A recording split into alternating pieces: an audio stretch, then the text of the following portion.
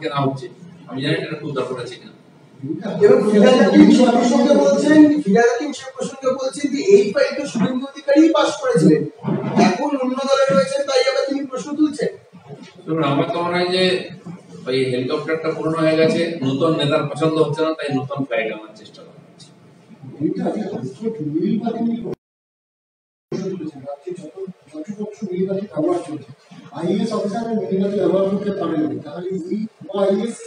সেই নীলবাতির মধ্যে কতগুলো ভোগ সেটা আগে খুঁজে বার করা, কারণ গ্রামে গঞ্জেও দেখছি সবাই নীলবাতি নিয়ে ঘুরে বেড়াচ্ছে। আমাদের সরকার কেন্দ্রে মোদীজি আসার পর থেকে লালবাতি কালচার বন্ধ করেছেন, তখন এরা চ্যালেঞ্জ করে বলেছেন আমরা কিন্তু লালবাতি ব্যবহার করবো। লাল নীল সবুজ এখন কত বাতি চলছে আর তার মধ্যে কতটা জালি কতটা ঠিক সেটা একটা তদন্ত হতে হবে।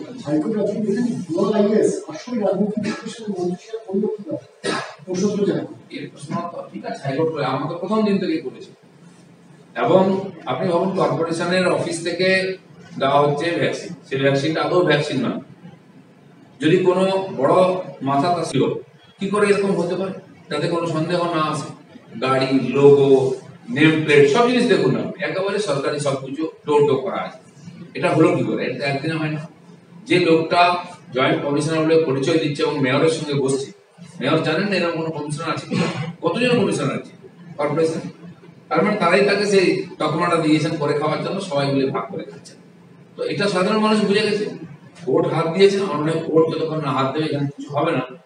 আমরা চাই এই ধরনের এবং আরো কত এরকম জালি অফিসার, আইএএস, আইএস বা এই ধরনের র্যাঙ্কের অফিসার আছেন, এখন তো সন্দেহ হচ্ছে, সেটা খুঁজে বার করা দরকার আছে।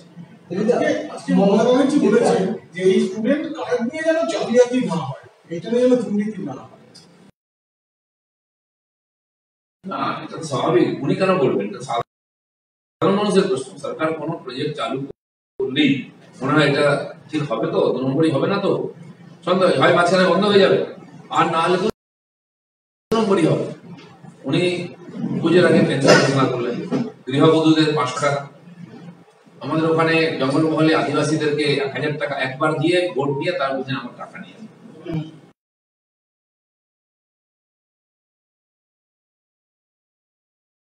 এটা পুরনো অভ্যাস। আর এই ধরনের স্কিম যেহেতু বিভিন্ন রাজ্য এরকম স্কিম করেছে, গুজরাটে তারা করেছে, তারপর সে সুদ ছাড় দেয়।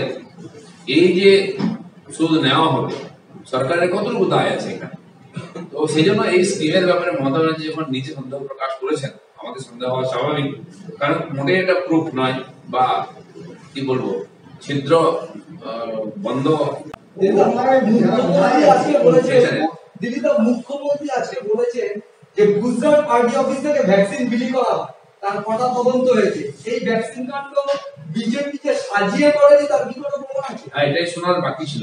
আমি তো বলছি যদি ধরা না পড়তো আর ভুল করে এমপি এটা ধরে না দিতেন, যখন কেউ অসুস্থ হতো তখন বলা হতো যে নরেন্দ্র মোদী ভেজাল ভ্যাকসিন পাঠিয়ে বাঙালিদের মেরে দিয়েছে।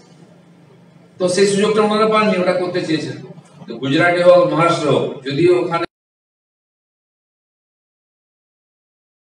কোনো তদন্ত বা ওখানে এই ধরনের কমপ্লেন না এসে থাকে, অনেক লোককে প্রাইভেট সেক্টরকেও ভ্যাকসিন দেওয়া হয়েছে, যাদের দরকার পয়সা নিয়ে ভ্যাকসিন নিচ্ছেন, আমার পয়সা এখানেও হচ্ছে। তো এখানে তো সরকারি দপ্তরের যে ফ্রি ভ্যাকসিন সেটাও পয়সা দিয়ে বিক্রি করা হচ্ছে। শিলিগুড়িতে আমি দেখে গেলাম 315 টাকা করে। কেন গুজরাটে কি হচ্ছে? গুজরাটে এরকম স্ক্যাম হয় না, এরকম জালি লোক অফিসারও পাওয়া যায়, জালি ভ্যাকসিনও পাওয়া যায়, নিজের ঘরটা সামলানো। এটা এখানকার মানুষ জানে, আজকে মাথায় হাত দিয়ে বসে আছে কাকে ভোট দিয়েছে তারা। 5 বছর কি এরকম জালি চলবে? কাউকে বিশ্বাস করা যাচ্ছে না। মমতা ব্যানার্জির যে কথাবার্তা পাল্টে যাচ্ছে, তার কোনো যুক্তিতক্ক আছে? উনি কি বলছেন উনি বোঝেন? ভাবনা চিন্তা করে বলা উচিত মুখ্যমন্ত্রী। রাজ্য জুড়ে ভ্যাকসিনের হাত, বিভিন্ন জায়গায় ভ্যাকসিন পেতে দারুণ ভোগান্তি মধ্যে পড়ছে মানুষ। এই পরিস্থিতিতে করোনা আক্রান্ত যারা মারা গিয়েছে তাদের সেখানে সুপ্রিম কোর্টের নির্দেশ ছিল কেন্দ্রকে যে যারা মারা যাচ্ছেন তাদের 4 লক্ষ দিতে পারবে বলে। এখন সুপ্রিম কোর্ট বলছে তুমি দিতে তো হবেই, কত টাকা দিতে পারবে তুমি বলো। তো এই ক্ষতিপূরণ দেওয়ার প্রশ্নে আপনার মানে দলের আপনাদের কি প্রশ্ন নেই, এটা কোনো পলিসি না। এটা ঠিক যে আমরা দেখেছি এখানে যারা মারা যাচ্ছেন তাদের আর্থিক দিক দিয়ে সর্বশান্ত হচ্ছেন। আমাদের অতি পরিচিতরা 10, 12, 15, 20, 22, 42 লাখ টাকা পর্যন্ত বিল এসেছে, তারপর মারাও গেছে। সেই যে পরিবার স্বজনকে হারিয়েছে, সর্বস্ব হারিয়েছে, সেই পরিবারের কাছে সরকারের দাঁড়ানো উচিত। স্বাভাবিক প্রশ্ন করেছেন কোর্ট, সরকার চিন্তা করে বলুক যে কতজন মারা গেছেন, তাকে কত দিতে পারবে, সরকারের একটা ক্যাপাসিটি আছে। তো সেই হিসাবে যেহেতু প্রশ্ন এই তুলেছে, একটা মানবাধিকার, একটা মানবিকতার গ্রাউন্ডেও বটে, তো সরকার হিসাব করে বলা উচিত সহযোগিতা করা, সেই পরিবার যাতে সহযোগিতা পায়। আমাদের অতি পরিচিত পরিবারগুলো দেখলাম খুব সর্বশান্ত হয়ে গেছে। ঠিক আছে, मेरा दो सवाल है हिंदी में। देवांचल मामले में ममता बनर्जी ने कहा है कि इस पूरे मामले में भाजपा का लिंक है, इससे इनकार नहीं किया जा सकता है, इसकी भी जांच करनी चाहिए। और एक और मेरा दूसरा सवाल है, आज ममता बनर्जी ने क्रेडिट कार्ड का ऐलान पहले ही कर दिया था, आज उन्होंने अब डिस्ट्रीब्यूशन की भी बात कह दी है। 10 लाख रुपए जो कहे गए हैं, स्टूडेंट लोन ले सकते हैं 10 लाख तक के क्रेडिट कार्ड का। इन दो सवालों को देखिए, एक हताश निराश मुख्यमंत्री कैसी होती है वो ममता बनर्जी को देखने से पता चलता है। आखिर तक पहले हम बोल चुके थे, अगर घटना घट जाता और कोई बीमार पड़ जाता, पता नहीं चलता कि ये वैक्सीन जाली है, तो सीधा सीधा ममता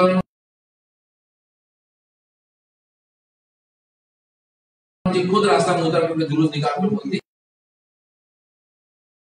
कि नरेंद्र मोदी ने बांगालियों को मारने के लिए जाली वैक्सीन भेजा है।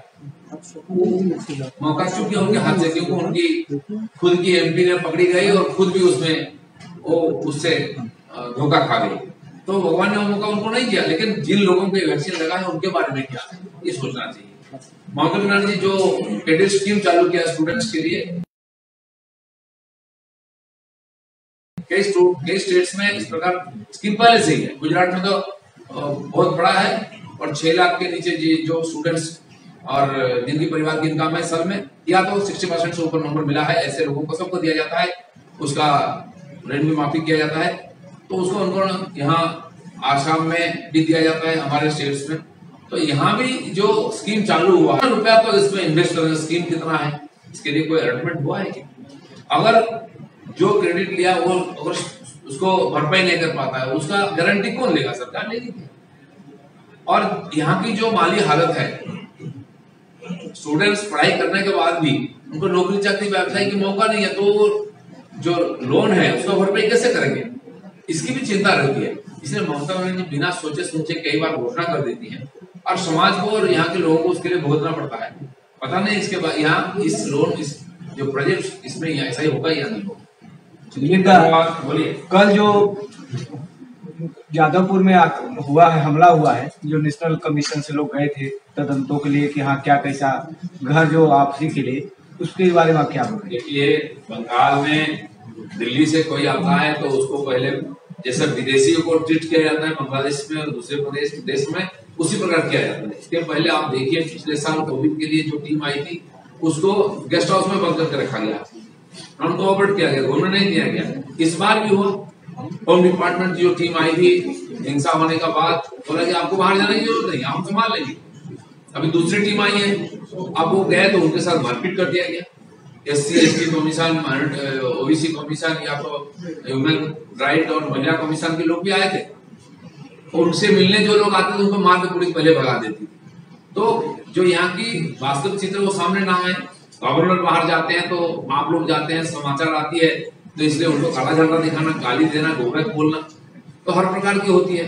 यहाँ केंद्रीय मंत्री मुरलीधरन जी का ऊपर अटैक हो गया, हमारे माननीय राष्ट्रीय अध्यक्ष जी का, नड्डा जी का गाड़ी पर पथराव होता है, अटैक होता है, और हमारे अभी तक 5 MLA का ऊपर अटैक हुआ है कई दिनों में। तो यहाँ हिंसा सर्वोपरि है, सरकार की कोई कंट्रोल नहीं, कानून व्यवस्था नहीं है, और जिन लोगों ने सबूत जुटाने आए थे खुद उनको सबूत मिल गया था। तो ये बंगाल की अभी स्थिति है, पूरा देश देख रहा है, इसका परिवर्तन होना चाहिए। केंद्र सरकार को